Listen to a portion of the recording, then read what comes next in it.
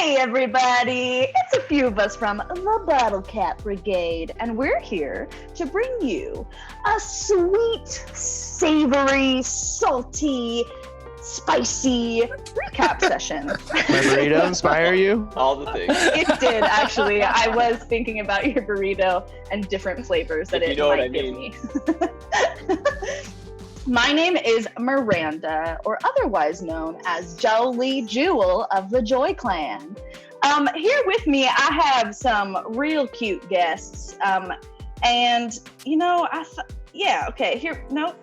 had an intro that I was going to do some jokes, but I can't find my joke. So here's the other intro we're going to do. All right. So I'll find it later. I'll end with my jokes. So before we start, going over all the weird shit that the Bottlecap Brigade has done, we've flown on the backs of eagles, we've shot people and nat 20'd on buttholes, we've been turned into cats, some of us have duck feet. Yep. There's been some trauma that's happened. We've also gone into like a weird trippy world where there was like a broom that was alive and a doorknob that cut off Tack's fingers. We've gone into some serious shenanigans. So to start this session, we're gonna do a little chant. We're gonna learn a little dance, a little micro chant, just to kind of call in the energy of Magna and bring it to us. So y'all are gonna follow after me. So it goes, journey into Magna. Say that with me, after me. Ready? Journey into Magna. Wait, you guys suck. Hold on, try that again. Ready? It's so hard. Okay. Journey into Magna. Journey into Magna. Do you want us to say it at the same time as you? Hold on, like you guys say it are and we say it. Yeah. Okay, yeah. I'm gonna say it and then you guys say it. Journey into Magna. Journey into Magna. God damn it. Okay, I'm just gonna say the whole thing and then you guys will catch on. So it goes, journey into Magna, Magna. Grab your dice and roll them with the Bottlecap Brigade. Ready? Journey into Magna. How are you? Magna. I forgot the rest of it. Okay, you know what, we're gonna add on. We're gonna add on you the have dance been moves. I think listening it's gonna to help this you for months. Okay, you guys are gonna hit your size. Journey into Magna. 5, 6, 7, 8. Journey into Magna. I think there's like a delay. No, it's the delay. It's impossible. Yeah. Okay, so you're going journey into Magna, and then here's where the ASL comes in. M-A-G-N-A. Yep. Cool. Journey into Magna. M-A-G-N-A. And then we're gonna grab our dice. If you have dice with you, do you have dice? Yeah. I get them. Nope. You can fake it. Grab your dice. You're gonna shake it up and roll them. Cast it out with the Bottlecap Brigade. And if we get a nat 20 or a nat 1 on that roll, we'll drink. Okay. Does this count as a dice? Yes. Okay. We have to. Miranda, you should just do anything that requires sound, and we'll do all the motions with you. Oh my god, you guys are so funny. Okay, ready? We're gonna go from the top. 5, 6, 7, 8. Journey into Magna. Magna. Grab your dice and roll them with the Bottlecap Brigade. That one. Oh, damn. No, just a 17. Drink. I got a 6. I have a Chewy friend, so if you want to call this a nat 20. I rolled my inhaler, so. Whoa. Hit that. Okay, we'll come back to that chant. We will. Yeah, we'll learn it. We'll get better at it. I swear. Well, thanks everybody for joining us today. We're gonna kind of talk about and sort of summarize not all. There's been a lot that we've done. Oh yeah. But we're gonna kind of chat. Much shit. We're gonna chat and kind of summarize what we've been doing up until for the first Sahara Scourge or Scourge, as we like to call it. The first arc that we kind of did. Everything blurs together. We started on like streaming session 9, and now we're on 30 something. It's all crazy. But I would like to ask one of you guys to give a little summary, like if it was like a prologue to a book of what the Sahara Scourge arc kind of looks like. Opening it up to y'all. Whoever wants to take it. Sand everywhere. We tried to eat it. Yeah, I mean, I Go ahead. don't know like how much detail you want, but like, Let's but yeah, start when you guys met me. Okay. So we my met goodness. Jolie in this little forest orphanage that her and it was it your brother? You and your Yeah. brother ran it? Jolly. Jolly. Jolly. Jolie Proto and the Jolly. goblin. We were basically on our way to Skolling in Musiv and met Jolie along the way. We stopped by this other tiny little town to do a little bit of shopping, get some supplies, and then did some things in her orphanage that got unfortunate. And then Right we off the finally, made our way to Musiv. And Who did we forget in the town? Who did we forget? Because we like went to the orphanage, and it was Joe and I that were walking back, right? And we like forgot someone as we were coming Didn't back. Joe start working? there were a couple what of you things that we forgot? forgot. One thing we forgot when we were in Iker was the whole reason we went there was because we needed some kind of like transportation unit. We needed a caravan of something, which we forgot that. We never even did it. Yeah. Yep. The other thing that we forgot was Jolly had been injured in the fight and he could not walk anymore. And so we just left him in the town Yep.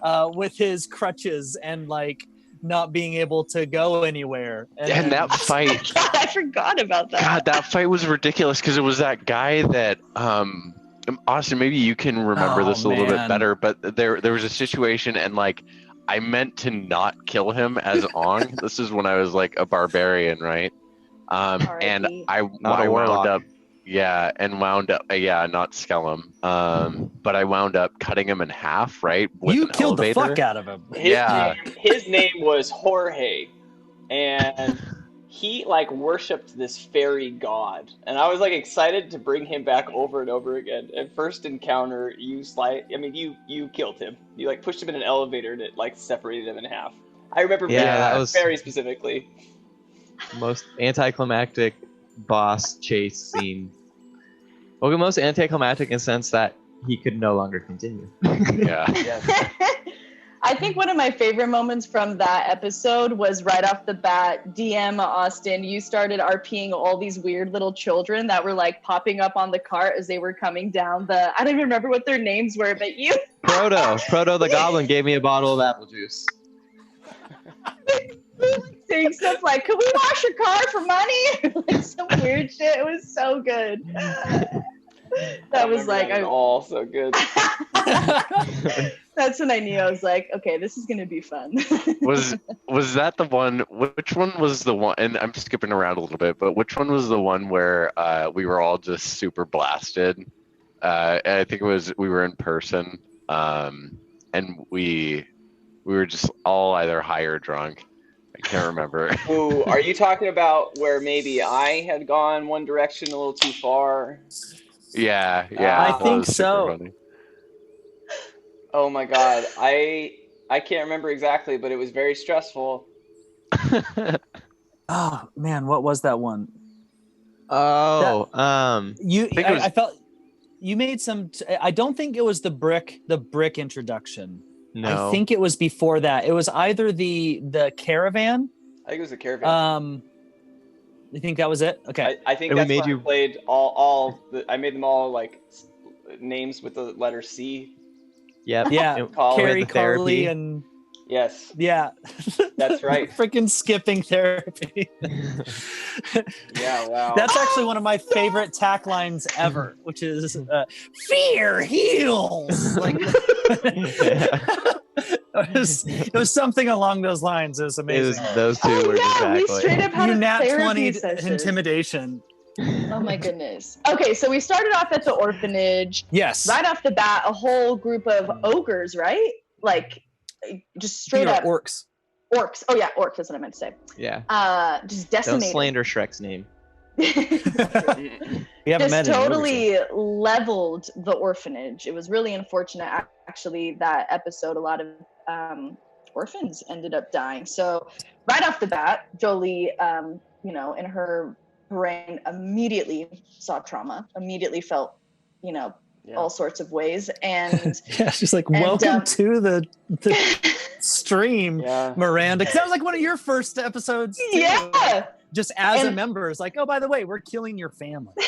Right. I'm not gonna lie, I was like, whoa, oh my gosh. I'm like not comfortable with these people enough to like straight up like cry, because I feel like that's what any normal person would do.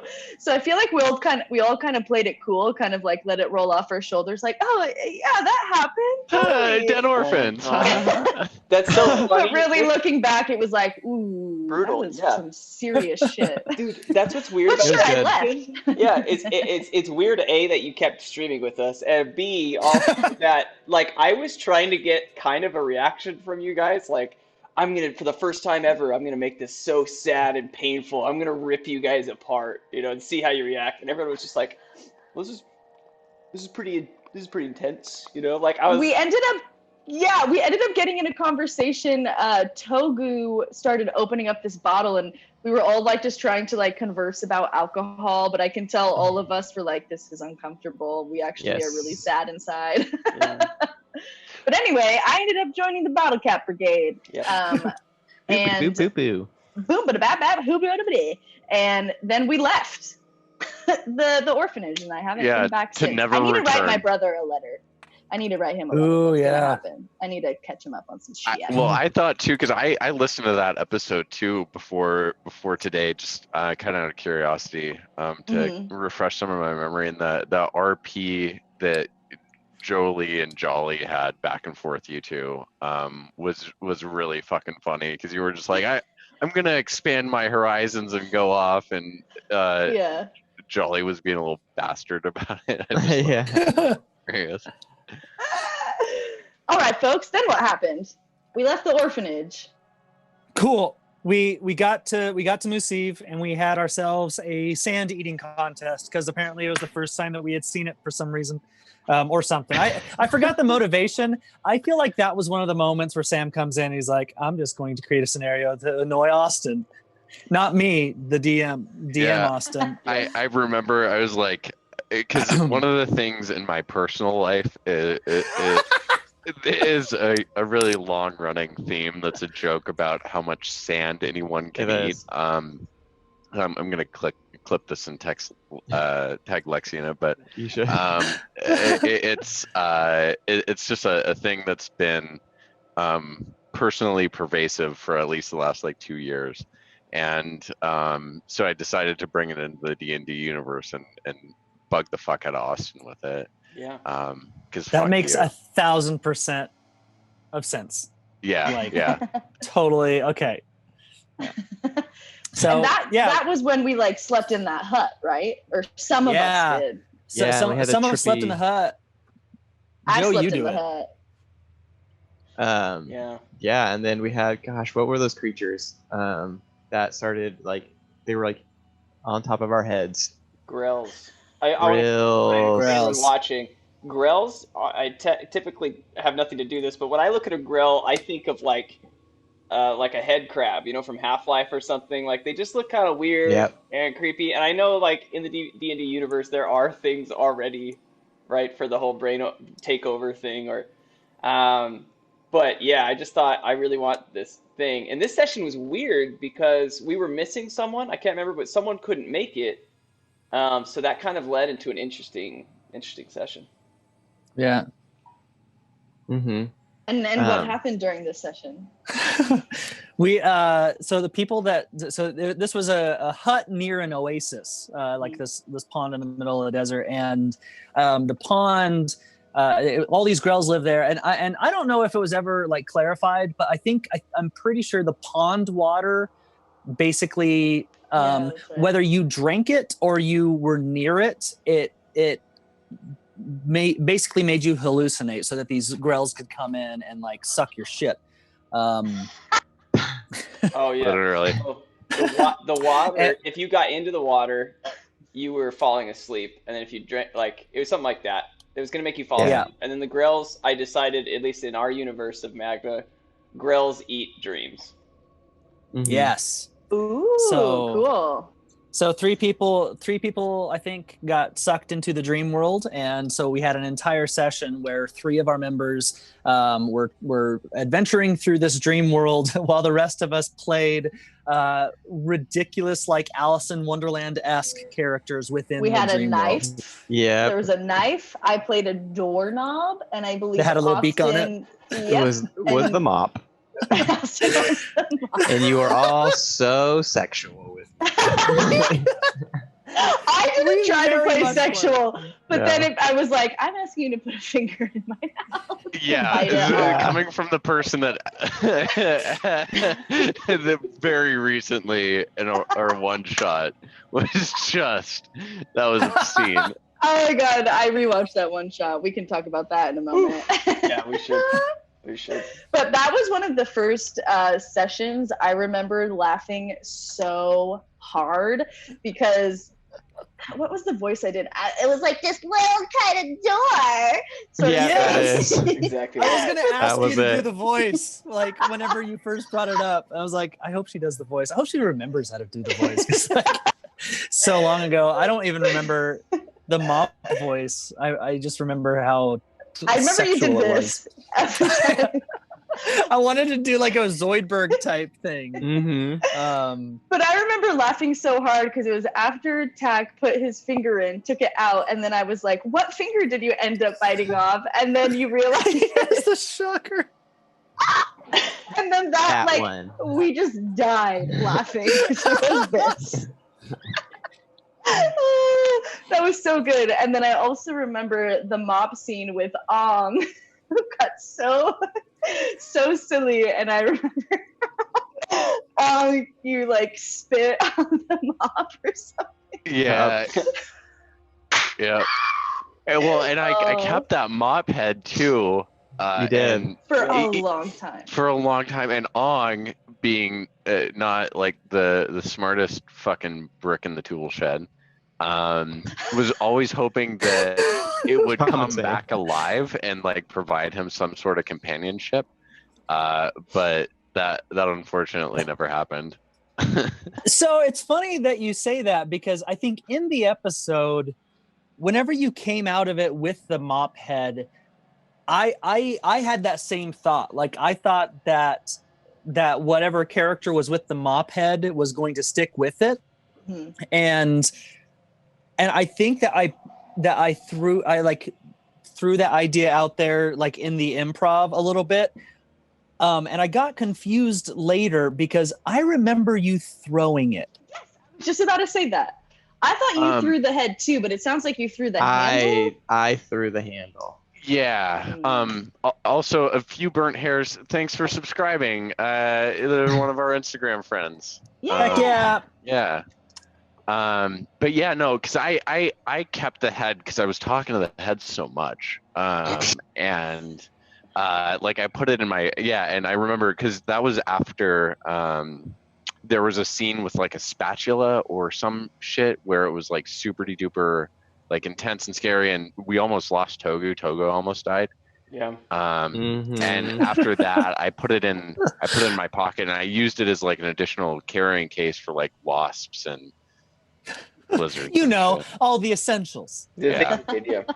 And Yeah. in this dream world, if I recall, Togu Taylor had used his his magical flying glove, falconry glove. Yes. Which when I made up that item, I thought this will have a couple funny scenarios. But realistically, it's kind of become his go-to to solve all problems.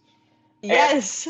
And so it forces, and we're in this dream world. He's like this flying platform, right? It's just like a piece of earth just floating, and he makes it. Wait, weren't they in a pan?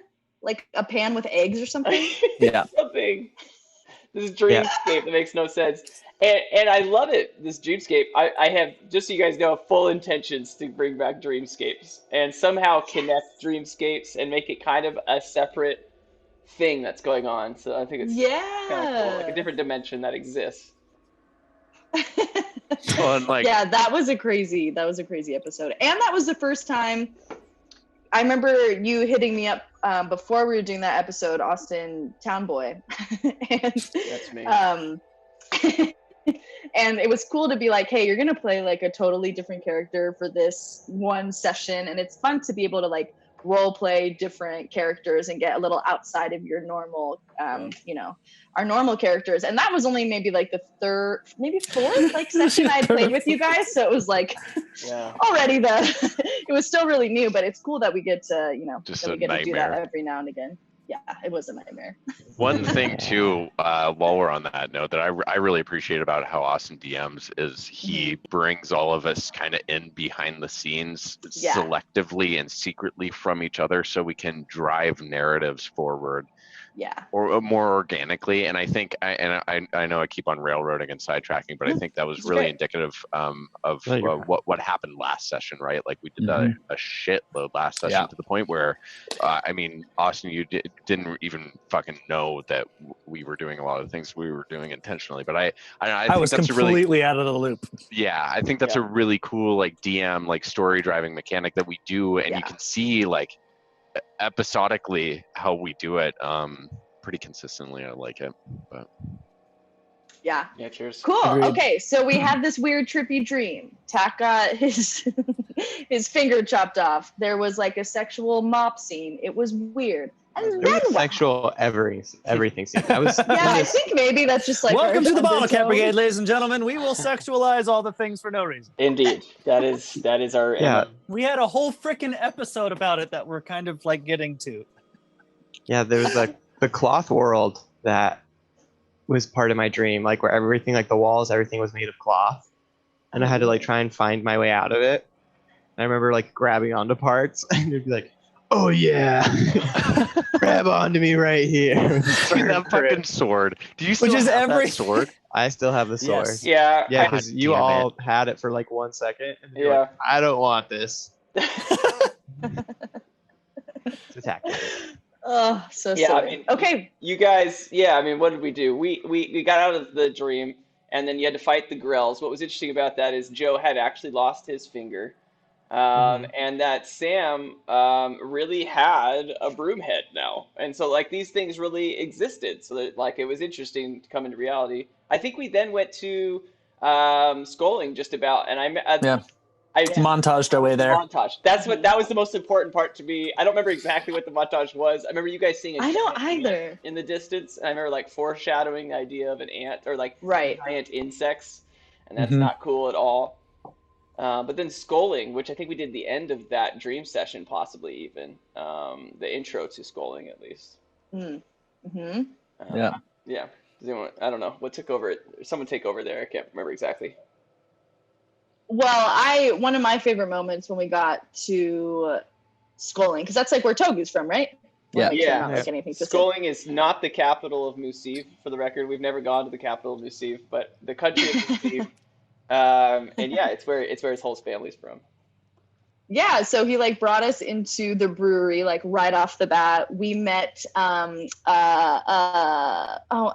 intolerable lactose intolerable. Yeah, Sam, we met him. On that? Yeah, can you expand on intolerable? Because that's not my idea in any way. Yeah. So I can't. It was for our first Patreon sub, which we still like don't have any, but whatever.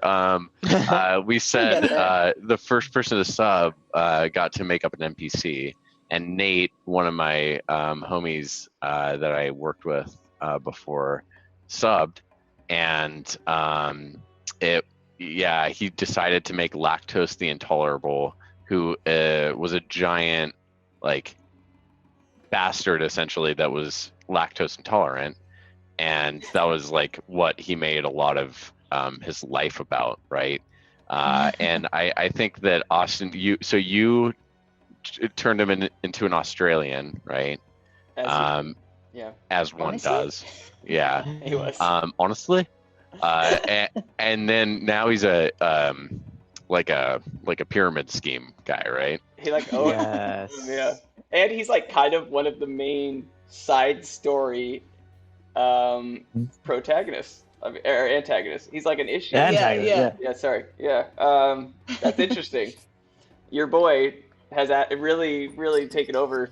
Impacted the world. Mm-hmm. But we go through Yeah. the brewery and we meet Togu's mom and dad and Freaking brother and oh yeah, kind of has the hots for Togu's mom. Yeah, that did not work out well. That's kind of a thing with all of Sam's characters. Is like people, like milfs and older women and cougars. Like this is like kind of all of his characters kind of dig it low key.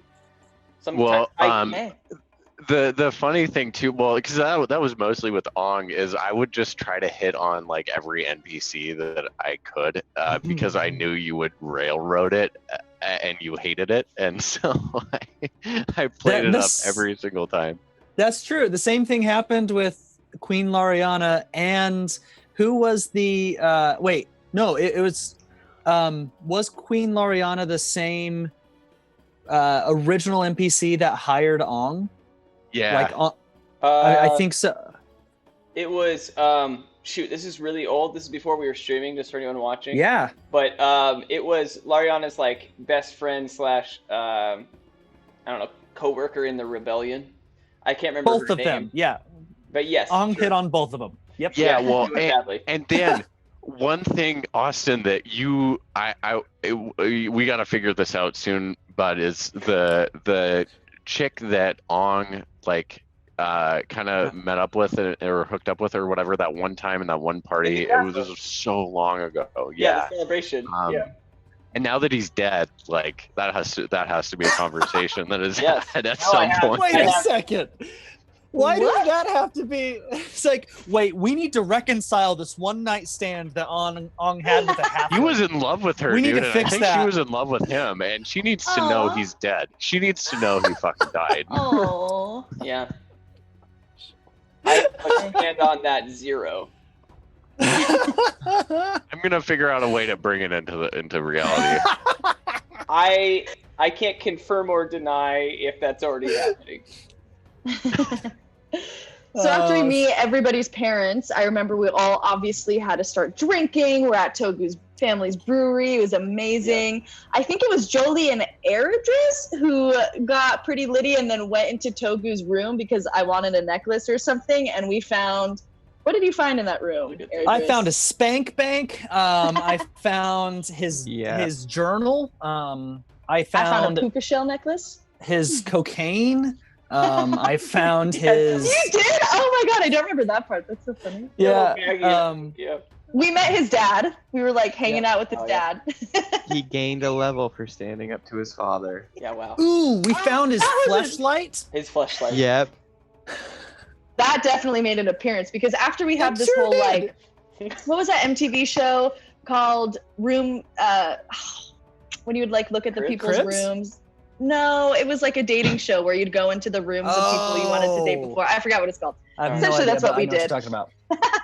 And then we had an epic performance on the stage. I do believe Eridris was like front and center. Wow. Right? Mm-hmm. And I remember it was epic because we sang Turn Around Bright Eyes. Yeah. But we had this like epic build in like the music, and then I had a tambourine going, and there was like a full fucking orchestra or something.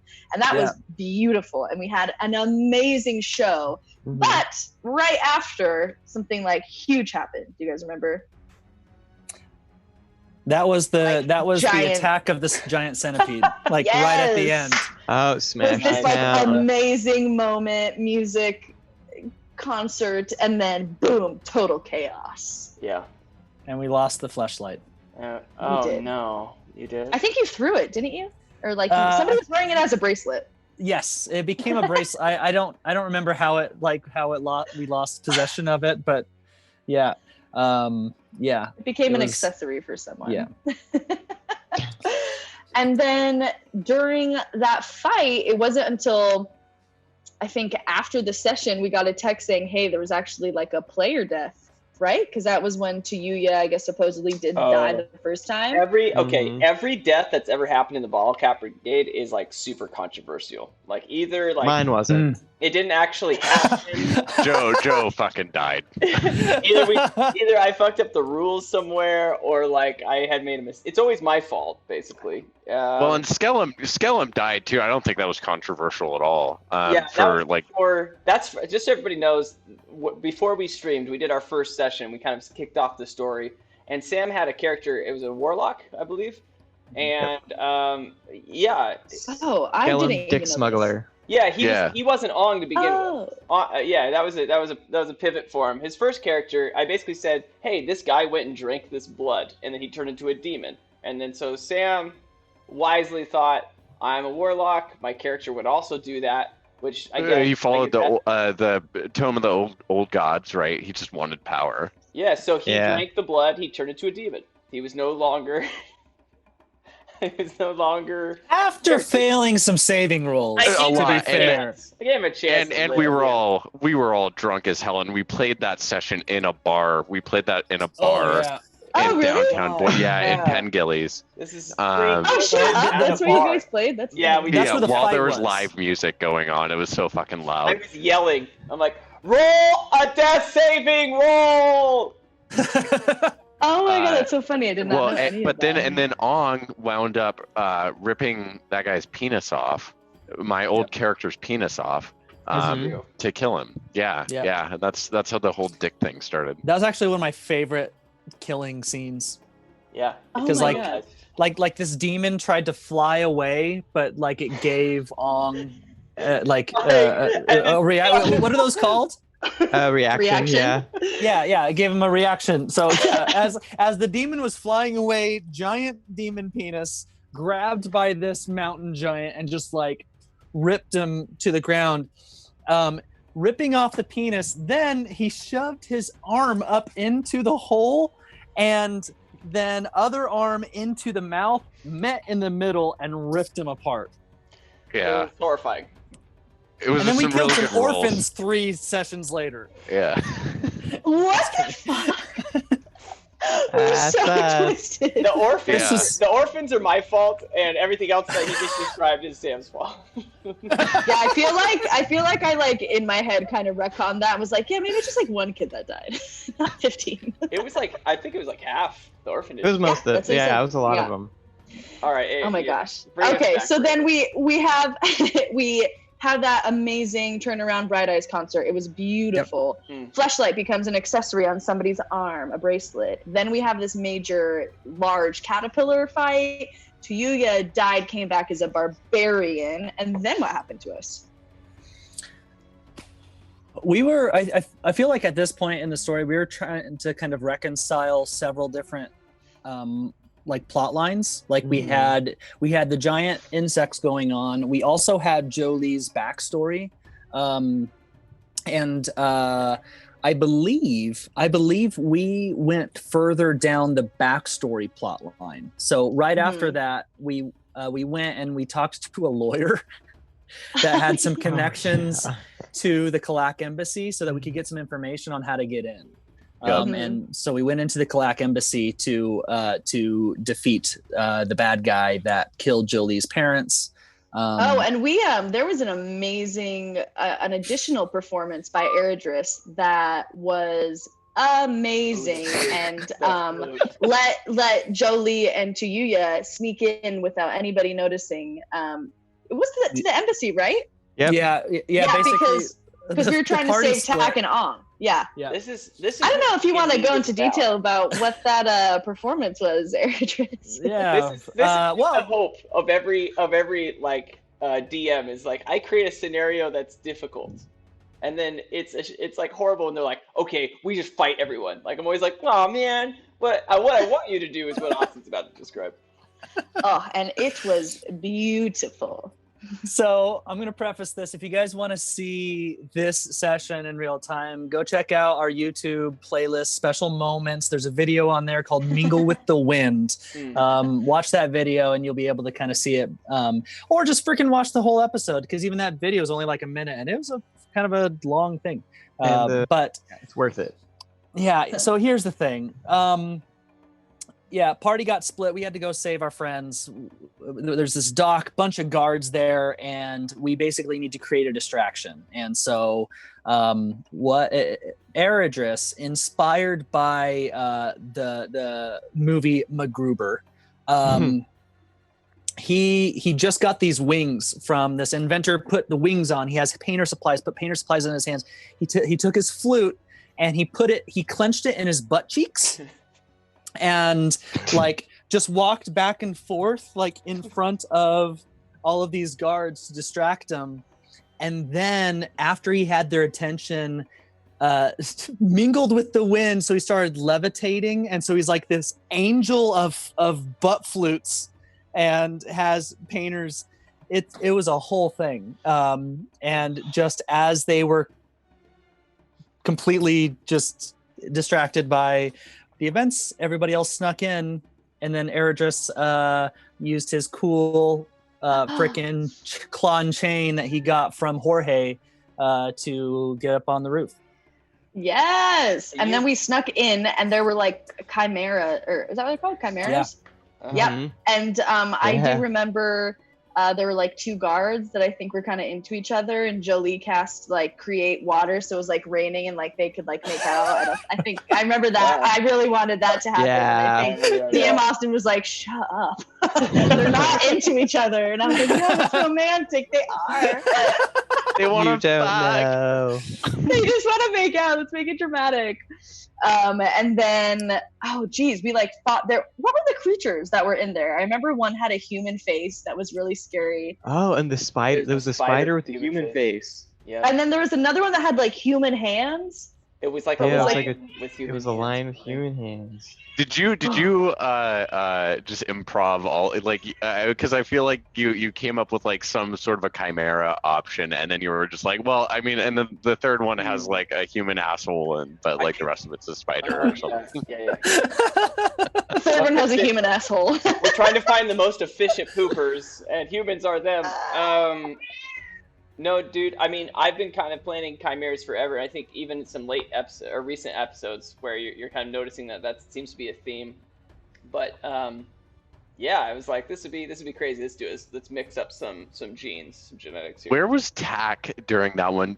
Was he on the air? Because I know I was somewhere else. I wasn't You on and that. Tack, I think you guys like rolled a nat one or something, because you guys were going to go like straight into the Kalak embassy and just like go for the boss. But then I think somebody rolled a nat one, and then you guys just taken prisoner right off the bat. It was Yeah. Ong and Togu. It was Ong and Togu went in. Yeah. Togu tried to charm person on the freaking lobby, like And he failed. And person. Tack like was in there. the I middle shot of the an spider. embassy. I shot the Yeah. spider thing.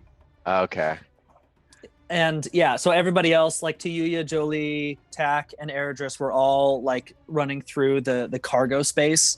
And Yeah. Yes. and Eredris, yeah, I rolled bad to run away from all the things. So yeah, Tack had to hop out and like shoot stuff as they were ripping my pants to shreds. Yeah. It was like, Your speedy pants. Pants. My That's speedy awesome. pants. That What's our fun- daddy What's hates. fun is I destroy your pants, Austin, and then I always repair them. Like you always get your pants back. Yeah, I mended your pants. I used my mending cantrip. Most of the time, Jolie mends the pants. I'll come in and help you. Adam was Till- kind enough to let us know it was Room Raiders on MTV. Room Raiders! Oh. So hey Adam, Whoa. what's up, buddy? Yeah. I was gonna say like secret investigators, but that didn't sound right to me. Room Raiders. That's Room what's up. Raiders! Thank you. Cheers. So then we like fight the chimeras, the two guards. You know, I You've also really just ran push from the them. romantic. Yeah. Running from them, and then we go down to the basement, and then what happened? I feel like we met We had a reunion. with that one dude. Well, I can't remember his name right now. Crab hands. With This is mud. actually one Mud. of the moments is mud, and anyone watching, it didn't make sense when we brought back mud. But in our first couple of sessions, we found out that the main bad person, or at least the leader of the guard of this city in Marin, was like not a cool dude. And when we like helped the rebellion fight this city and succeed, he became a slave that we then, well, Sam Ong cut his penis off. cut his dick off. Yeah, Mhm. basically as a reward for being a bad dude, he lost his penis, which Ong kept for a very long period of time. The penis, I mean, that was severed, and I brought Was his he dad. was he the guy that I tried to was that the one where like I had to throw tack from like platform to platform? That was that boss such a fight? fun boss fight. No, that's later. That was before. Is it different? Okay. No, that was that the first? No, was that you're the right. first Later. That was our first time fighting the wizard guy. Was that That was- Krill? Fighting fight? Yeah, Or Krill? you're right. That was before we streamed. That was a different boss Yeah. fight. Yep. Yeah, there's like a whole. I remember there's a whole conversation about like the logistics of the crab hands. Yeah, And yeah. And with Ong having ripped his human penis off when he was now a chimera, he had a horse penis, which was not planned. Not planned at all. Yeah. Yeah, and for anybody we focused on that for a while. For anybody who wants to watch that, go to our special moments, and I believe there's a video entitled Mud's The Return of Mud, I think is what it is. Yeah. That sounds about It's worth right. a watch. It's a little shorty but a goodie. It's a good one. So then we like navigate through the dungeon, and don't we come across like some sort of sentient spider before getting to what's his face's office, right? But I think we like bypassed it. I remember we kind of just decided We to bypassed stealth. the fight. Yep. Yeah, which and is a then good call, we- 'cause it was like a 90% total party kill if you fought the spider. You say that casually. You guys all probably would have died, so it's good you didn't. That's good. You did. So that we could still stream. Yeah. Well, I made it really clear, like, you will die. What would you like to do? You're like, I fight you. You're like, okay. You didn't do that. And then we fight Grial, and What was his name? I can Not tell Krill. you. Krill? I've forgotten. Krill. Sounds right. Krill. Yeah. We fight Krill, and he was the guy was a shrimp. who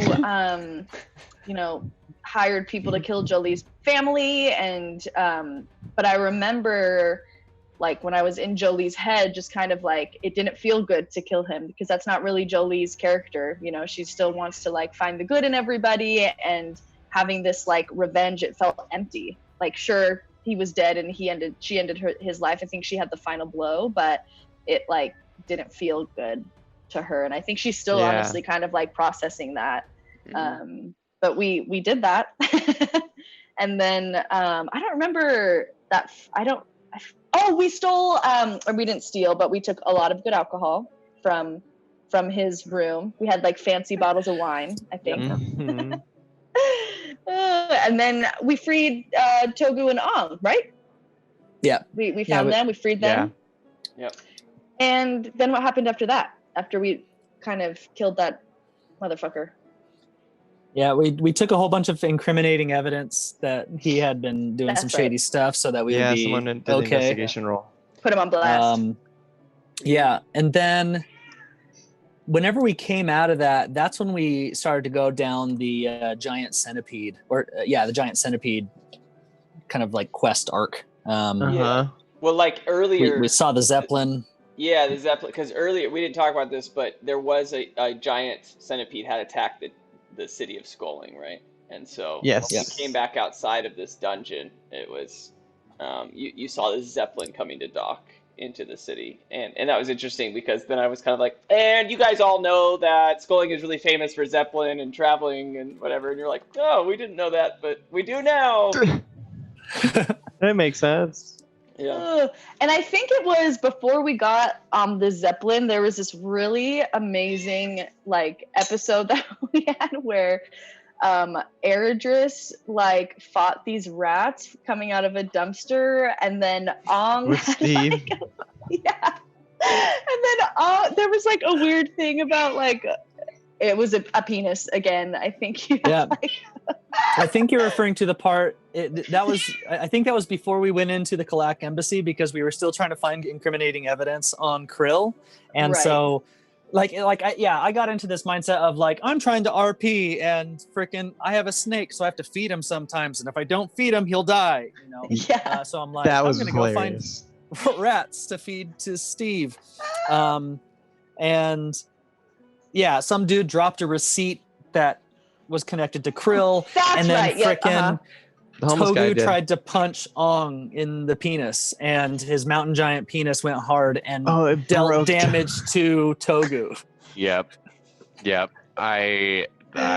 will be the moment that goes down in infamy for poor Ong, I think. I remember Austin DM2 was like, "Oh my gosh, just God, guys, progress the story." Just move on. I have so much. We like couldn't get out of an alleyway. Oh man. Yeah, that happened. So yeah, we came out of the Kalak embassy. We saw this Zeppelin. We all kind of wanted to chill and rest. So Right. this was right about the same time as a big like summer festival kind of thing was happening.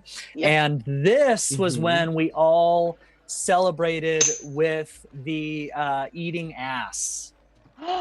The eating ass We episode. all ate Ass soup. Oh Yes. my God. Mhm. It was manta ray ass. Like a famous thing of sand manta rays, and the specialty is eating their ass. It was this big Uh, festival, and this is where you guys ran into that individual with like the magic muffins. Yeah. This is yeah. Oh. And for anybody watching right now, if you want to see what the hell we're talking about with eating ass, go watch our special moments video called "The Dead Horse," because we beat the dead horse with this joke. Yes. And yeah, it pretty much tells you everything that you need to know about this festival, or not the festival, but like what we were doing at the festival. But yeah, let's go eat some. We went and ate some muffins. let's go eat ass. Mm. And then what happened Muff-ass. to Airdris once that whole thing happened? I became a werecat, a were domesticated cat at this point. He's the blue cat. Just So this cute. little tiny blue cat. And okay, looking at that whole situation, I don't remember what happened to everybody else. We all ate muffins. We I wasn't with you guys. yes, Me and whoever Tack was were- there. Somebody got shot, and Tack and I talked to the cops. Yeah. Yes. Okay. So did that all happen at the same time? Yeah. That's kind of I weird. think it's Okay. episode like 17. Yep, that all happened at the same time.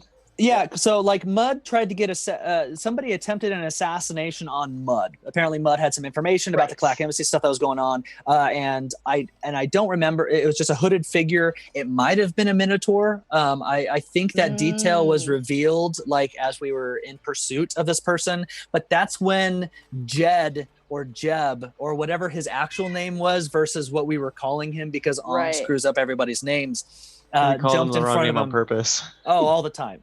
Jeremy. Jeremy was his yeah. name, yeah. Great. Yeah, he jumped in front of Mud to save him and he died.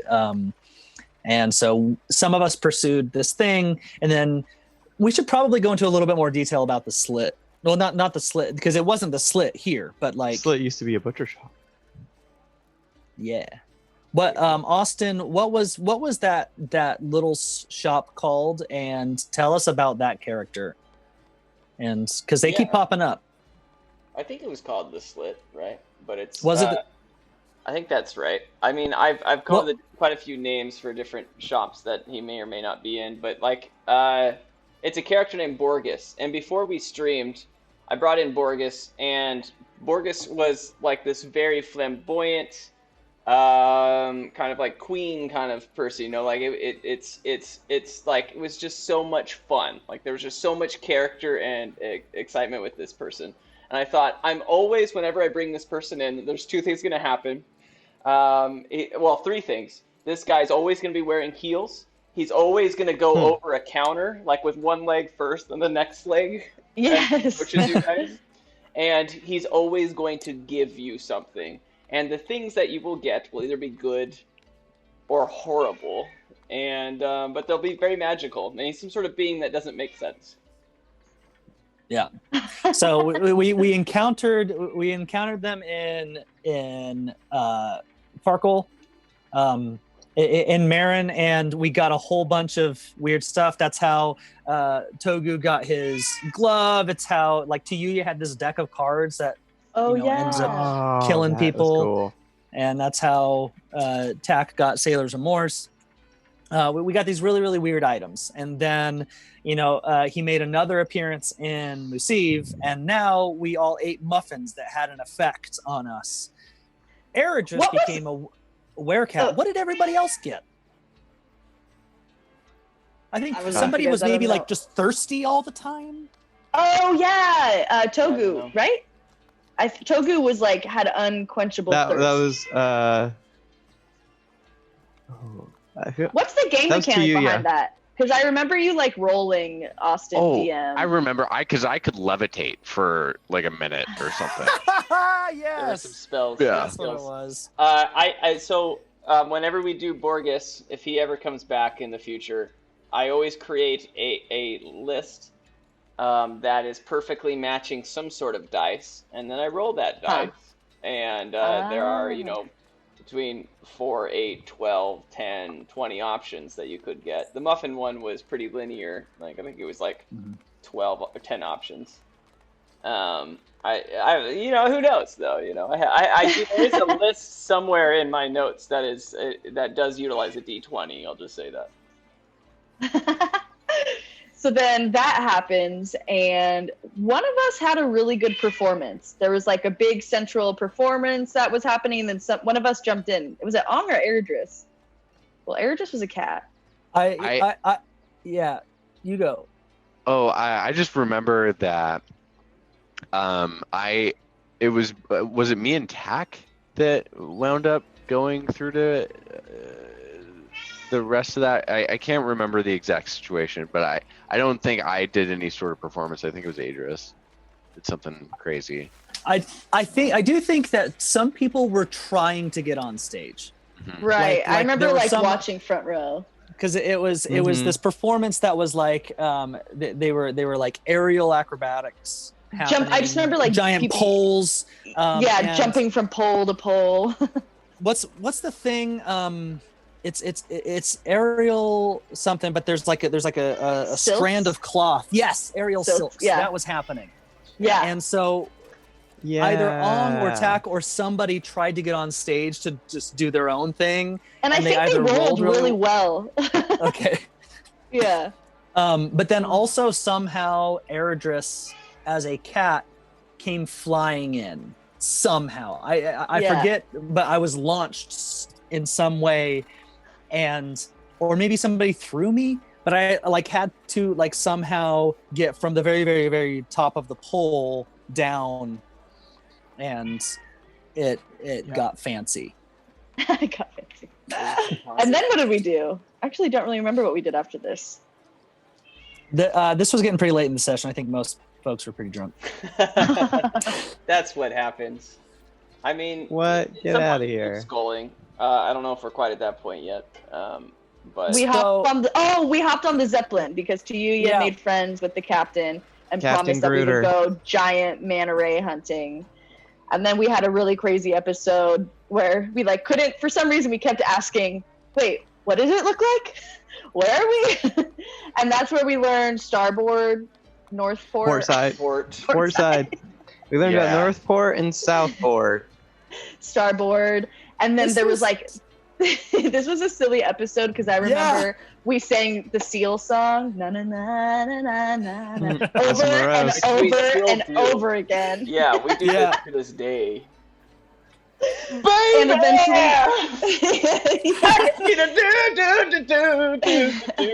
yeah, I know. And eventually, didn't the bird die on the ship? Because I remember making a joke do we want drums or wings?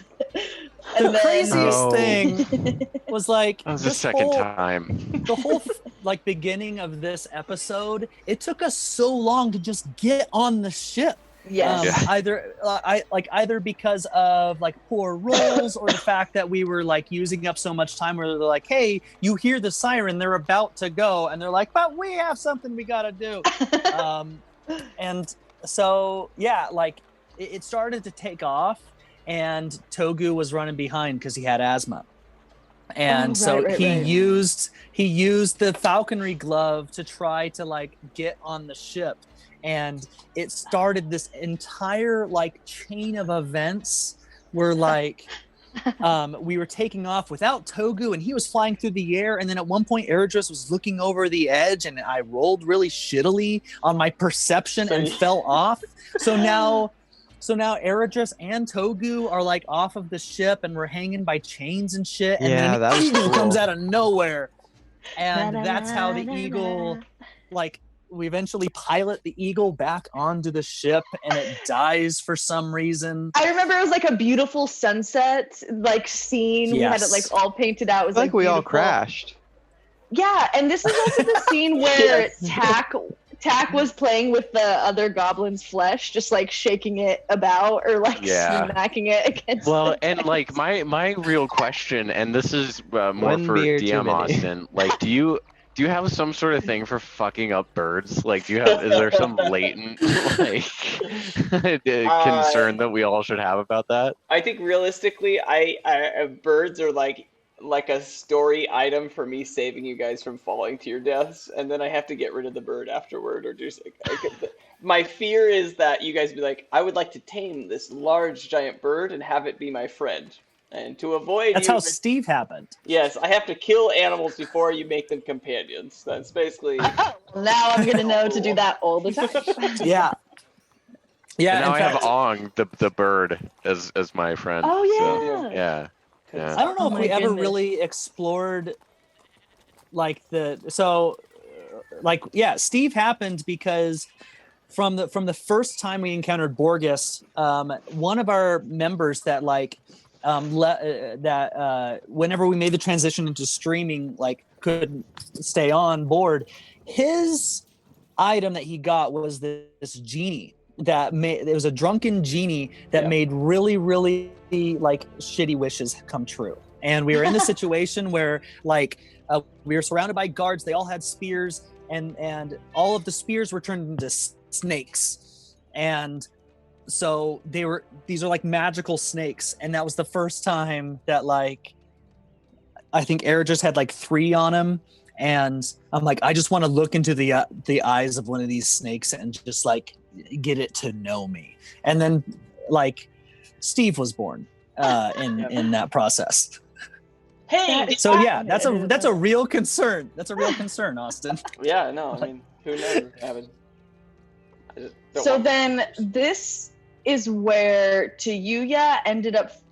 We ran into like a giant caterpillar, right? Or another giant insect. Centipede. And Centipede. I felt like that was the hardest freaking fight we've ever had. Mm-hmm. Because she straight up just jumped on the top of it. I think she rolled like a nat 20 when she like got on top of it and rode it all the way back down. And did we all fall again? One of the many times we fell? The Zeppelin crashed. Something crashed. Because it had received enough that's right. damage from the giant worm. Yeah, we had to shoot it with the big, ballista harpoon guns. That was a super creative. Oh, that was too. that was a cool fight, because that was when we could either like be on the guns and we would have to shoot it, and then our next turn we would have to like reel it back in, so you really only got like a chance to shoot the centipede every other turn. That was a cool mechanic. For anybody who plays World of Warcraft, it was very similar. There's a ship battle in the Lich King. When in the Ice Crown raid, there's a ship battle between Horde and Alliance. There's also, it was very reminiscent of in Cataclysm, whenever you're on the back of Deathwing and you're having to do funky shit with that. It was complicated as hell. So big props to Austin for coming up with kick-ass encounters that aren't just like, you fight this thing and there are Yeah. And then you die. Yeah. Yeah. Oh my gosh. So yeah, then we were like all crashed in the desert. That was pretty intense. And we were all like really fucked up. And then we were split, right? Weren't we split for a little bit? Tuyuya was on her own. Mm-hmm. Right. Tuyuya was on her own. And then we all found like a cave. We met. Oh. Who was that weird little... You're not talking about Captain Gruder, are you? No, Captain Gruder, no. We set up that circle of torches to protect ourselves. Yeah. Oh, Snake Man. Snake Man. I is ran way into later. Snake Man, who was That- maybe. Was that later? I The think Snake Charmer? Yeah, that was like that. Yeah. no. I thought you guys were talking about the giant ancient snake that's Tuyuya met, the giant Tuyuya ancient met. snake that gave her the Mhm. thing Mhm. to help us in the fight with the Shadow of Grialt. When did Tak turn into, or not Tak, Ong turn into the little action figure That's- gremlin? That's what it was. Mhm. Ong became Goblin Ong because Yeah. he took the dagger from the captain and got cursed with the goblin. Yep. Mhm. Yeah, And he kept trying to give it Oh, away to God, that people, was- and it was really funny. and no one would take it. And like, well, like the magic wouldn't work when they held it. They're like, okay. Yeah. Yeah, that was funny, and like it's funny too Sam because hated like, well, Ong's whole personality was based around the size that like his size and the fact that he's like just like a giant, right? And so taking that away from him, I tried to RP that really effectively because he fucking hated it, But You're that the was cutest little action figure. yeah, that was He's like fucking a- hilarious. And the description frickin' of him too, that was so beefy funny. goblin. Yeah. Yeah. So then, what did we do after that? We were in the cave. I remember doing like a big prayer of healing. Kind of got everybody back up on their feet. Ong was an This was- action figure, and then This what is did when we do first after saw that? the ancient temple on the horizon, and that was the hive for all of the thingies. So yeah, we rested up, and then this is, I feel like this is one thing that happens a lot with us is we never just walk somewhere, right? Like it's always super, like we overcomplicate the simple. And Austin, why don't you talk about this, because I feel like you're the one that's emotionally affected by it the most, which you should be. You're the DM. Yeah. Yeah, well, I will say that, like, I plan important events, and then how we get there is always, like, which is fun, right? Like, I think the fun for players is the improv, and then the not fun for the DM is the improv. And so I always have to be like, okay, cool, how can I still make my plan work and figure it out? And I think I have a lot to expand on this, but we're going to be right back and we will explain it all to you guys. We're going to take a quick break and we'll come back to story recap number 1 about the Sahara Scourge. See you guys in a sec. Bye.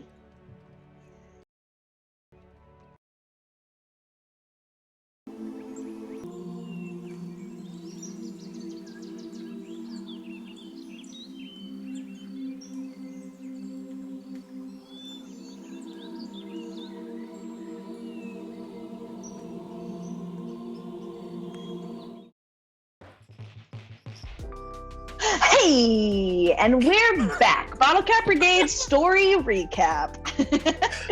I'm Miranda. These are the rest of the Bottlecap Brigade. We're missing one, but that's okay. Okay, so to bring us back, I want us to practice our little chant again. We're gonna get it by the end of this. Okay. Oh, wow. Do you guys remember it? Do we need a little review, or can we just go with it? Go for it. It's good. Okay, ready? We're gonna go. 5, 6, 7, 8. Journey into Magna. MHNA. Grab your dice and roll them with the Bottlecap Brigade. Anybody get a nat 1 or a nat 20? Got an 8. Oh, you got one, Sam. You totally got a nat 20. Drink. I got a 20. Drink. No. Oh Yeah, no, everybody's frozen. Oh, it's just You're frozen. Oh, Yeah. it's just you. you're Oh, there you are. back. You're back. Say hello. Am I back? Okay. You're back. Yeah. Sweet. Okay, so now we've recapped quite a bit, but now we are at the point where we were on this Zeppelin. We had an amazing eagle moment. It was crazy. The Zeppelin crashed. Ong turned into a tiny action figure goblin version of his mountain giant self. We are on the hunt for Tuyuya because she is now with that giant insect that she destroyed. And yeah, I guess that's where we're at. We all got healed up. We took a rest in a cave, and now we are going into this crazy looking castle of sorts, or temple. I forgot what we called it. Cool. Who wants to take it from here? What happened after that? It's all you, Joe. Did you just So- put something in your mouth? Is that what that No, was? I was just laughing. Oh, okay. Oh, never mind. Oh, just, Oh, I'm eating. I can't. Oh, sorry, guy. What shit? So- This is great content. Austin, weren't you were talking because we were talking about traveling. We saw the thing, and we were talking about how annoyed you get with all the overthinking. Were you going to go into more detail before we went to break, or was that pretty much it? Was it detail about getting to the temple? Yeah, well, I just want to say that originally, when I would say the first maybe 15 sessions, I would write a lot of filler content. And now, we just kind of improv things to the point that I don't have to. So, like, I write, like, events, get to point A to B, and then I get to make up the story with you guys, which I think is more fun, as long as it doesn't break everything I want to do. But I let it, you know. So, that's kind of how we... Because the whole... Yeah, the whole reason I brought it up was because this was the point where Togu saw the thing and made a surfboard out of the boat. He was all about like I want my sandboard. I want a sandboard. It's like you have to be going downhill, and but he made it. Okay. So here's a great example of this. I made it so that there was a way for you guys to stay in that cave and explore the cave, which I even said, like, ooh, there's creepy things in the cave. Go check it out. And I created a whole dungeon in the cave. And when you pop out of the cave, you show up at the place you were trying to go to. No one bit on the cave. Like, I was like, I'm not buying on that. Oh my god, I don't remember that. So you guys literally just, it was like, we're going to walk. I even said, like, walking through the day in the desert is certain death. And you're like, we're doing it. Well, okay, so Because we're not part of scared. that, I feel like it would be too meta for us to explore the cave, though. Mm-hmm. Because the only, like, that's one of those moments, we talked about this last session, that's one of those like scary movie moments where it's like, why would they go into the freaking cellar and cabin in the woods? Or it's like, oh man, this is a creepy haunted house, let's go in there. No, let's just go home. Like, why are we? And I feel like that's one of those moments, like, it would make great story for us to go further into the cave, but we know where we're going. We know that, hey, there's the thing we need to get. You don't have to defend your actions at all. This is just how our game is I'm like, all right, we'll go that way, and then I'll save all of those encounters in the cave for another session. And that's what I'm excited about, because I personally, I hate missing out. Yeah, and I think that's one of the cool things too about just that kind of writing style, where it's like you're not like pigeonholing us into doing any one specific thing, right? Right. But B, like, it kind of it makes your job easier down the road too, because you just use the shit later. It's not like a detriment by any means. It's not. But was that anything. when we ran into that caravan, right? No, that was after we got out. Okay. So you guys, you went there, and then it was just this huge mountain of sand, and on top of it was like this clay hive, what it looked like. Yep. With tons of it. Big You guys bug hive. Large animals like worms almost coming in and out of an apple, you know. Right. And it had an entrance that you guys went through. And we went through the entrance. Yeah. In that main room. In the main room that had the 3 doors, and we split up and went to different doors. Yeah. And that's when it started to get all like about everyone's memory, right? Mm-hmm. Yeah, Tak and I went into Rial's past. Yeah, and saw that his like dad was abusive to his mom, right? That was that scene? Yeah, it was so they were the doors that said past, present, and future. Mm-hmm. And Airdris went to the future door. I went alone into the future door. And Shannon Togo and went to messed present. me up for the rest of the temple thing, because I had to get -2 on my rolls because of depression. Yep. I do want to notate, I think before we went into these doors, there was this weird side room that like Austin was like creating a lot of like mystique around. And this was the one where we opened it and like some ancient air flew out. And I got super excited because the ancient air. I'm like, oh, this is relevant. Aries, somehow. yeah. And this is when Austin created the frickin' air fairies that are apparently now coming back. Now, yeah. Oh yeah, I mean, we improv'd an entire new mechanic into the whole world, which is everything. Every element actually is powered by some sort of fairy, right? So like, if you have something that's quite windy, it's because there's air fairies there, or if the ocean is full of water fairies and different things, and they're attracted to certain elements, I guess. So Yeah. that you can't see most of the time unless you're very connected to that element. Which air just definitely fits the bill, yeah. And we ended up finding Tuyuya, right? Eventually, after we did She the found past, her way present, through future there. doors. Yeah. Yeah. There's a big ventilation system.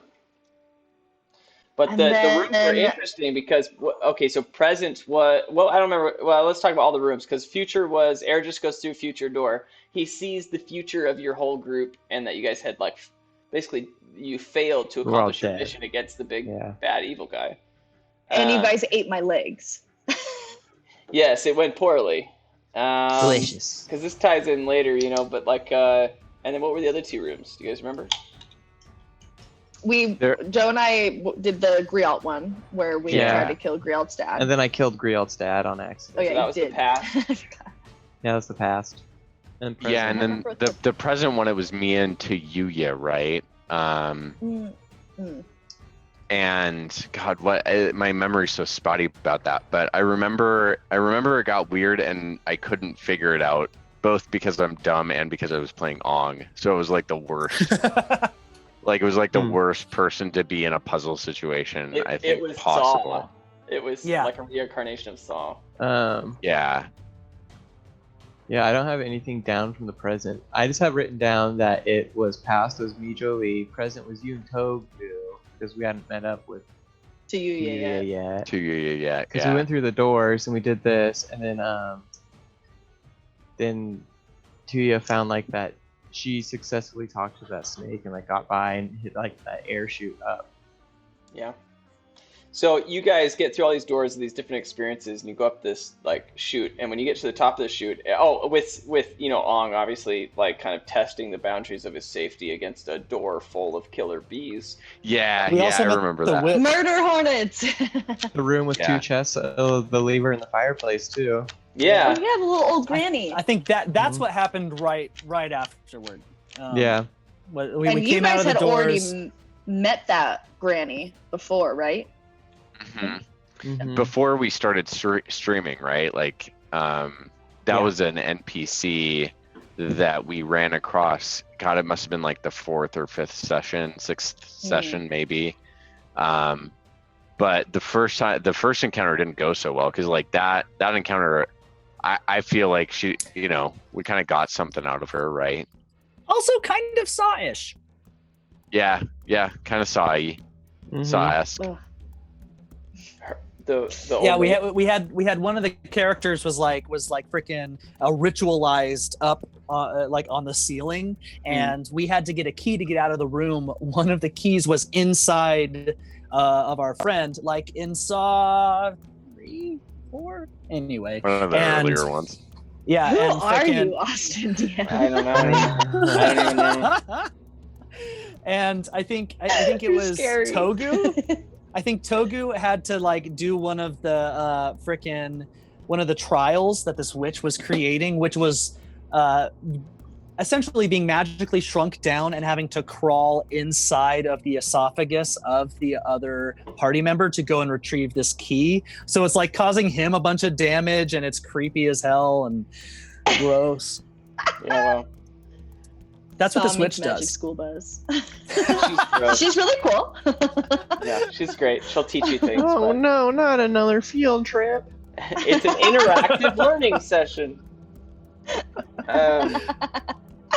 Oh, Yeah, my wow. goodness. I mean, you guys get out of that, but like there's like a conundrum with getting out of that room, and eventually you're able to, And we there was a lot forgot of- something really important from that room too. Yeah, The What did key. we forget?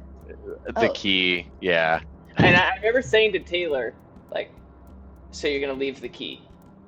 I even said it to him as a DM, Mhm. like, so you're gonna leave it in the door or on the ground. He was like, yeah.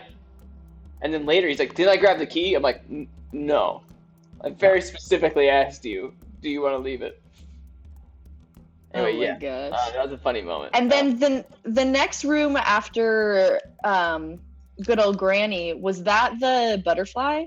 yes, you guys go up Yeah. No, it's the ventilation, bees. the vents. Yeah, you have the bees. You guys run away from the bees, but then Okay. you go up this vent system and escaping the bees.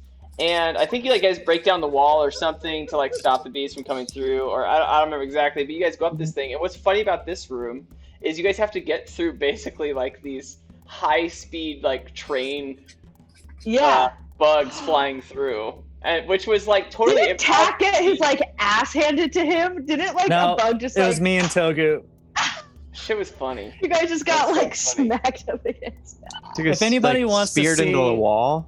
Yeah, if anybody wants to Something see a gruesome. super funny moment from this moment that we're talking about, go to our special moments. Check out the Game of Frogger and Ong's Priorities. Mhm. Watch that, and you'll see it's.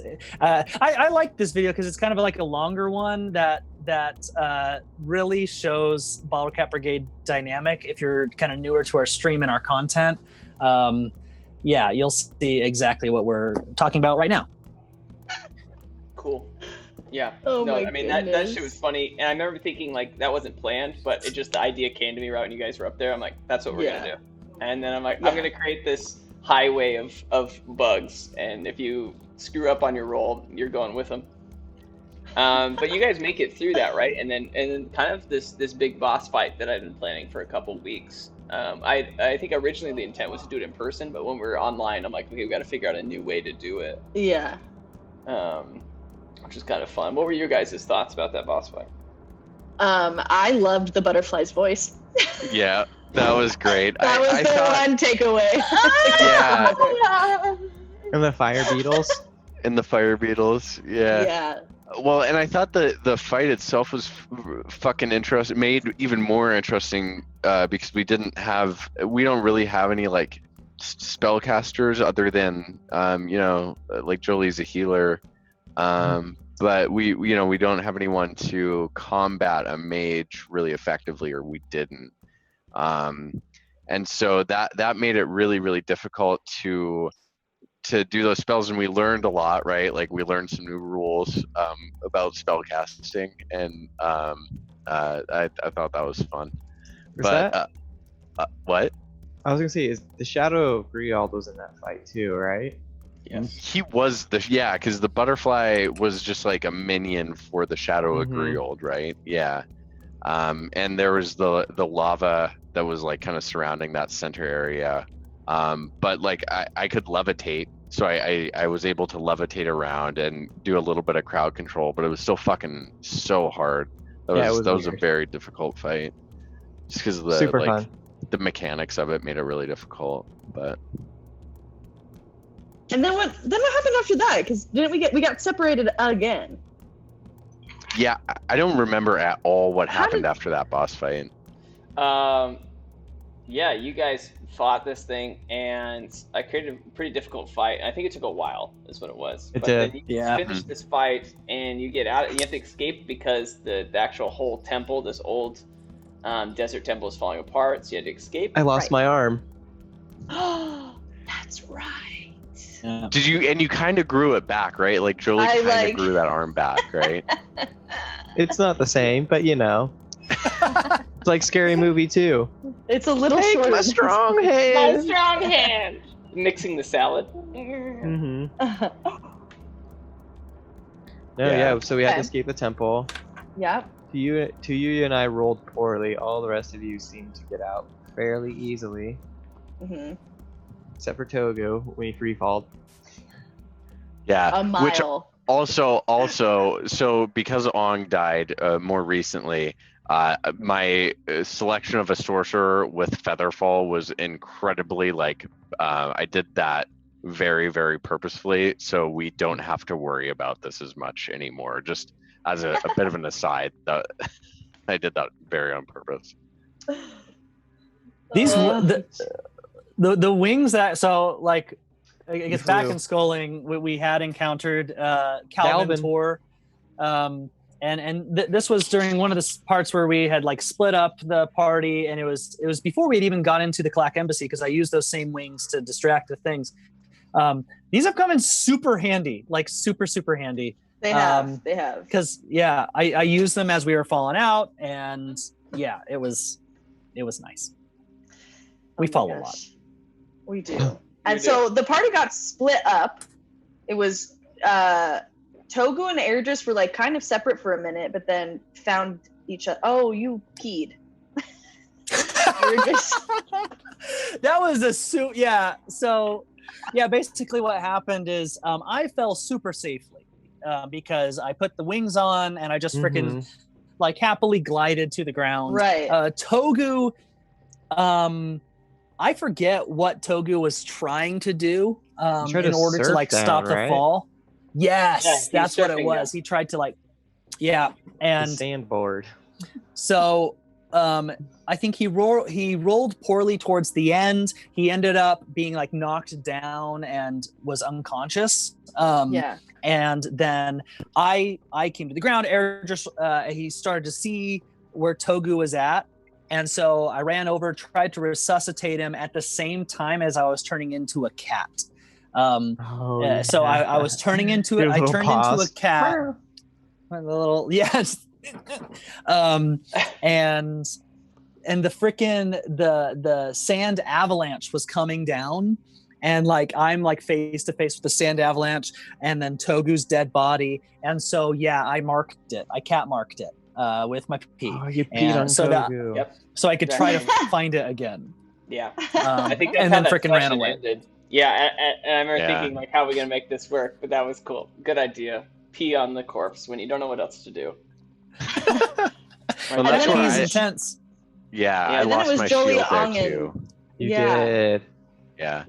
Jolie Ong and Tack, and we found the caravan and gave somebody skipping therapy. Right? That like came like right after.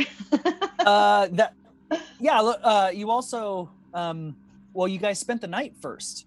You guys had the And we freaking looked for camp, you. and you met That's you when met we did the circle of frickin' torches. time travel. Yes. Oh, Mhm. right. Okay. And the snake seller who was also possibly appeared in a pyramid scheme. And who gave us the first hint at our kind of like zone of multiple universes and stuff like Yeah. that. Oh, yeah. Multiple realities with the journal right. of Togu's. Oh, right. Oh my god. Which you I forgot still about that. have, Miranda. Mm-hmm. Yeah. Which I may have I higher haven't even- page whenever you want to open it. Yeah, Let it sit for a while. It's like 4 hours of my life creating this thing, and I'm like, I hope she opens it.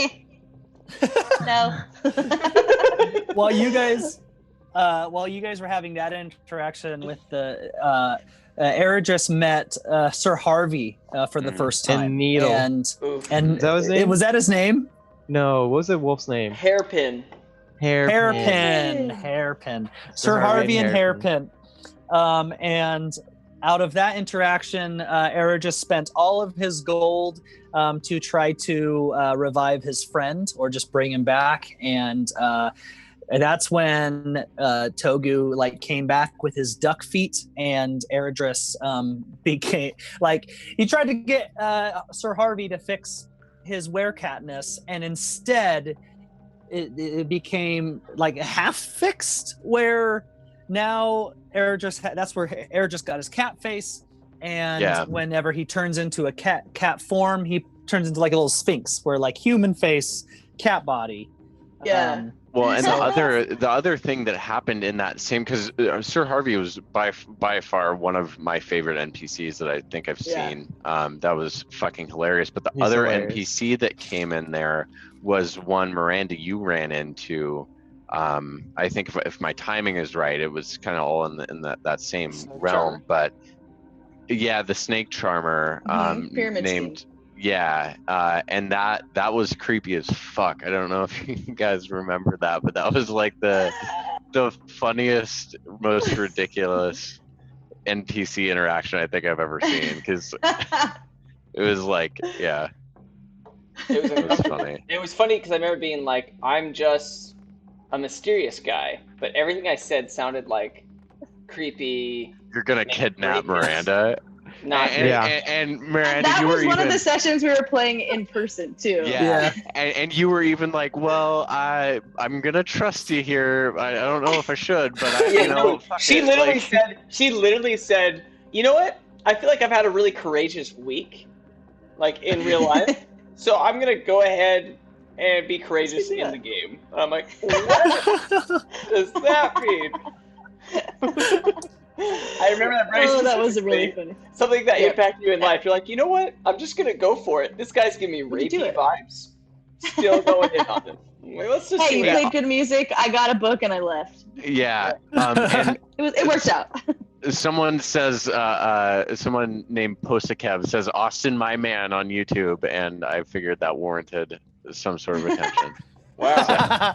I hope it's me, but it Hey. probably isn't. So good for you. Oh my goodness. So then after that scene is when Jolie, Ong, and Tak went and saw the caravan that was traveling. Yep. And we went up to them, had like a group therapy session to like make these two friends stop fighting. We had a really amazing skipping montage mixed with a little bit of therapy. And then what do we do after that? We're with the caravan. I Yeah. had my and oatmeal if you guys throwing wanna up watch scene. if you guys want to watch that little part, go to our special moments. Watch "Healing the Caravan of Creative Storytelling." It's a nice little recap Oh of my that God, I need tiny to little watch bit. that. So Yeah. many plugs, dude. So, that's so there. many. I love it. We got like there's all sorts of content that we got, you guys. Yeah. There is. Sam, can you make it so it shows up? It's like a thing for them to click on in every part of this video on YouTube. No, but I just redid our Twitch. You can just click on one of those links down there in the About section, and it'll Joe. make you do the stuff. Joe, tell me about the oatmeal though. This is very important.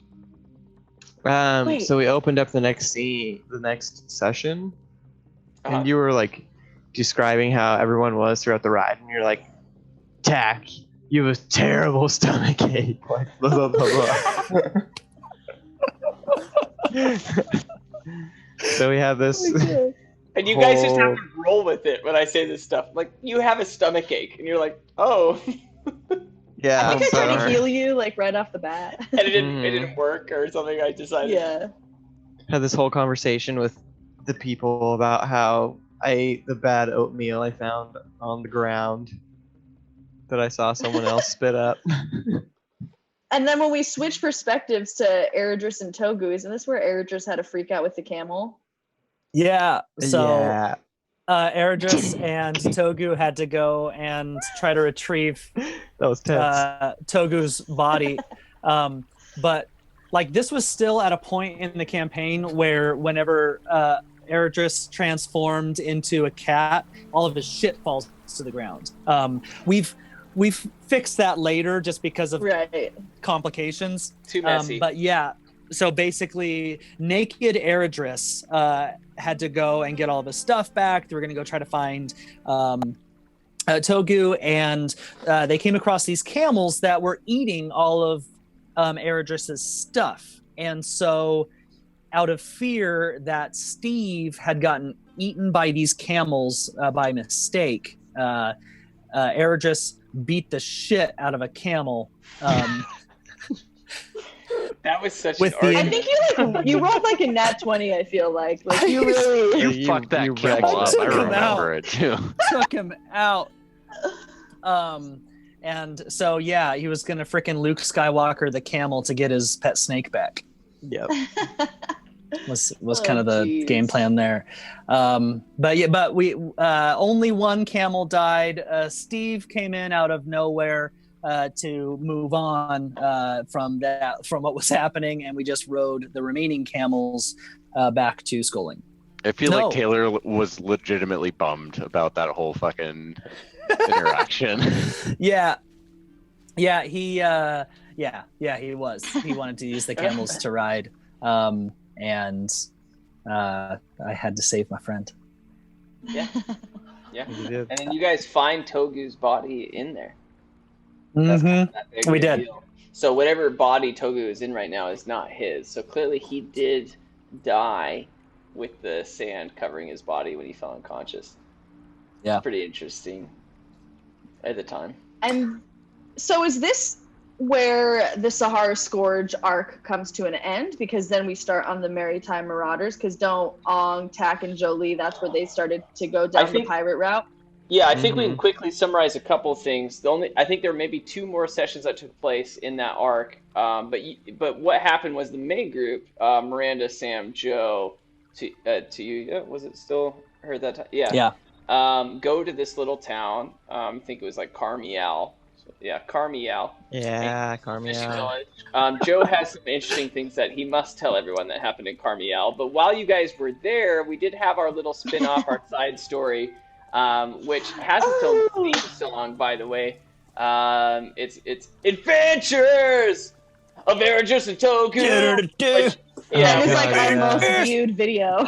Yeah, and it's true. It actually is our #1 video. It's a side story of literally just Austin and Taylor kind of fucking around with all of you guys playing random characters. And one of which, Miranda, was you playing a character, Mars, that kind of Mars. repeats, or at least has some impact on Taylor's character with a love interest, and introducing Lactose the Intolerant, which we talked about earlier, as actually kind of a side story, big bad Yep. evil guy, which is really interesting, but exists. You know, I kind of set the pace for a lot of things later on, so definitely an interesting part. But It's so weird to call it a side story with how much impact it has on Yeah. everything.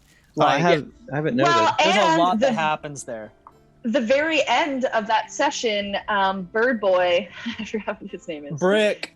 Brick Oh, Brick. totally like left us with a huge cliffhanger. If you guys Oh, yeah, remember. which kind of set the Mhm. pace for a while. So I do want to clarify to anyone watching that behind the scenes, I had resolved kind of some story arcs. Like, Miranda had at least understood very quickly what happened to her family, or at least who had hurt them. Taylor had kind of, or Togu had been able to expand on his whole background, his whole family and stuff going on. And then, you know, Tak hasn't at all. Ong was kind of mysterious still, but maybe no longer matters. And and then I remember Austin, who plays Eragis, right, is sending me a message being like, "Hey, you remember my backstory, right?" Or something like that. And I remember being like, "Dog." So it was like literally a day before. I'm like, "You just shut up and wait. Like, we're so close, you know, to like me talk, because you're next, kind of in that. If there is an order." Yeah.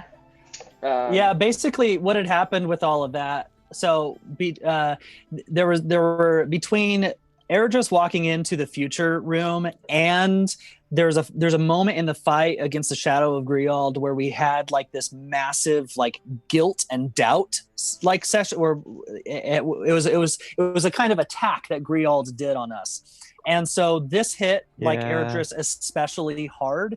And whenever I was mentioning that, what I wanted to do was make sure that I wasn't going to like force steamroll a thing, because I felt like because of those actions that affected Eragis's motivation a bit, and it was going to cause Eragis to just like behave a little bit differently in the preceding sessions, and I didn't want to just like spring this on you, Right. because you know it affected his motivation, and I didn't want to be like, oh, by the way, this is happening now, you know. Yeah. But it sounds like it actually coincided really, really well with where the story was going anyway, so Yeah. it worked out. Absolutely. Yeah. Dang. And yeah, I mean, that was basically what that side story was about, was kind of expanding on some things, but also giving you guys kind of a time to have your adventures of Togu and separating the group. Which at the end of this arc, you guys are still separated. However, the main group, which would be, Jolie, Ong, Tak, and Chuyuya went to what is the town? I've already forgotten. Carmiel. Carmiel. Carmiel. And you guys had to figure out a solution to a problem, which was they don't like pirates. And Miranda, if you remember, you had a big play in some pirate adventures in Carmiel. Yeah. I remember the scene with Ong. I think I actually just watched this morning when Ong was like, "Oh yeah, Jolie scares the shit out of," or I forgot what I made up my pirate name to be, but it was the scene where you're like, she's so scary. Like I get nervous like talking to her, and I'm like in the background like skipping and like kicking the water and stuff. And then That was a great fucking scene, and yeah, just the imagery of it was fucking perfect. Oh my god. This is one of those sessions where we're like, where everyone admits to being a little like further along the intoxication path than anyone wants to admit. And even before we start, and then like the whole time, Miranda, you're like, I clearly said like, hey, they don't like pirates, and then Sam's like, hey, I serve this woman and she is the leader of the pirates, and you're like, arr, and you walk in and like, I told you, no pirates, and you're like, I'm Blackbeard, and we're just like, what is happening? Yeah, that was And ridiculous. you guys have to hide from the whole town at that point because they're Well, all I out blame killing Joe you for guys. all of this. This is all Joe's fault, I think. oh my goodness. Yeah. Joe, you I was had like, yeah, okay. Joe, you had an interesting time though after taking care of a little side mission, which was to figure out who keeps going onto the boats and shitting, and at the dock of this fishing village. And when he was running away, I believe you had something that took place that I'll let you expand on. So are we talking about my sweet costume? We're talking about your heroic shot with your crossbow that changed. Oh, the guy that we confronted. Oh. Yes. Yeah, So there was a person we confronted that we figured out was a part of this deck shitting pirate brigade. And Wow, how did the deck shitting come up? I know I said it flippantly, but then it got really serious. Oh, Sam, you said that this whole sect of pirates shits on things. Shit. And so Okay. then I was like, I guess this small side story bad guy shits on everybody's boats. Goes on the Yep. decks of their boats and shits on them. It Yeah, was we one of the figured it moments out. where like Sam improv'd a plot point. Yeah.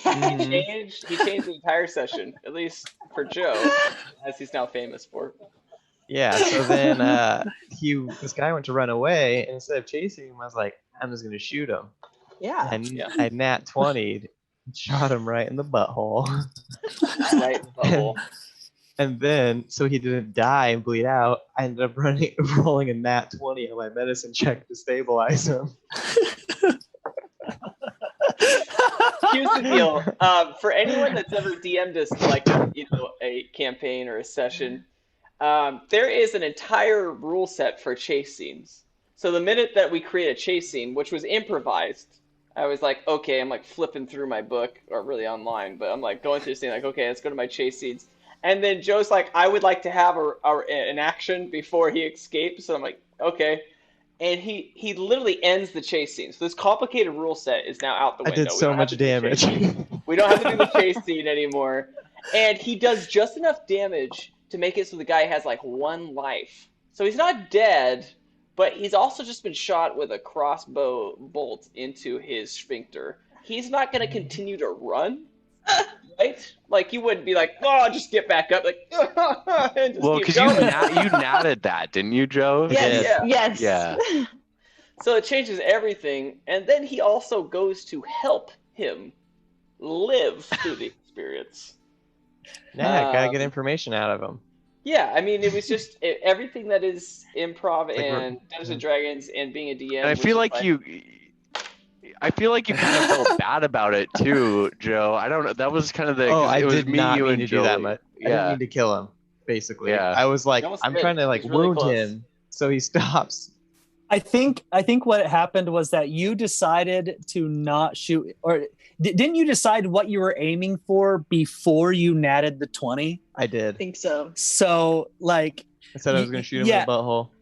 yeah, to be tech and but also that's hilarious. And then you nat a 20 and you're like, oh God, no! Like I don't want to shoot him in the butthole that hard.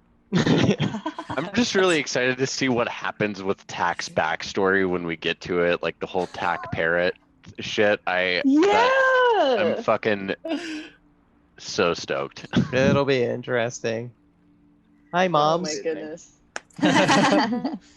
Oh my well, goodness. I think how that basically ends that arc for the most part is you guys finally are able to get on a boat. You're headed towards Souther, which is what that diary that you found, Miranda, said, right? And you guys are heading that way. And then Austin and Taylor, Togu and Eredris are headed to Souther as well for different reasons, which was equally as difficult to convince both of you parties to do.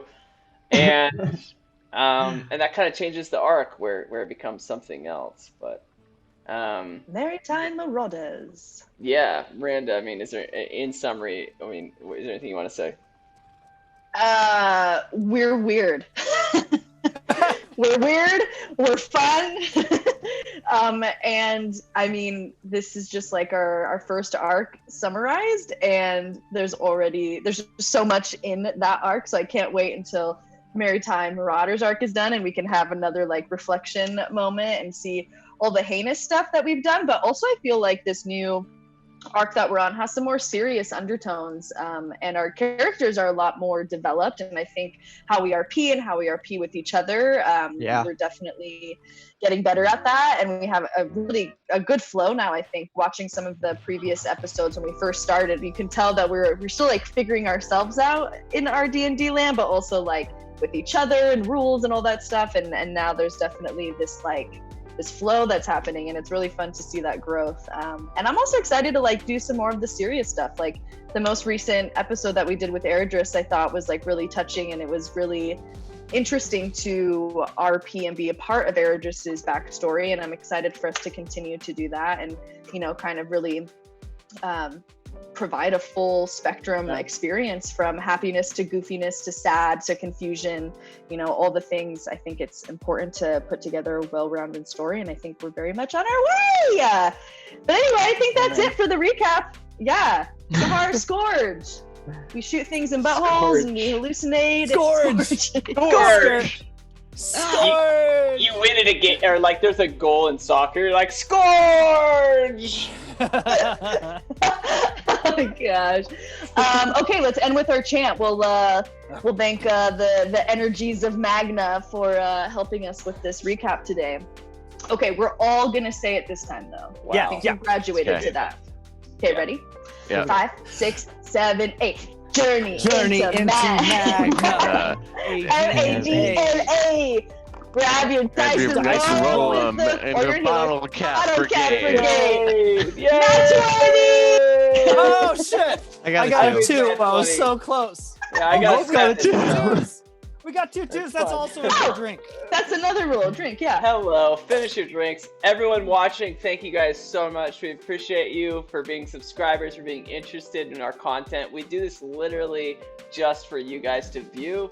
If you want to check us out on Patreon, you absolutely can. YouTube, Twitch, wherever you're at. We love you guys, and we will see you at our next session, I think a week from now. Or maybe we're taking this week Thursday. off. Taking this week off. And we have a whole new party member. And we're going to have something to introduce, which is a addition to the Bottlecap Brigade. So we hope you guys enjoy. We're going to do recaps every arc to help catch you up on what was happening if you couldn't watch all of our 4-hour episodes, which makes sense. That's okay. So we got recaps for you, and appreciate you.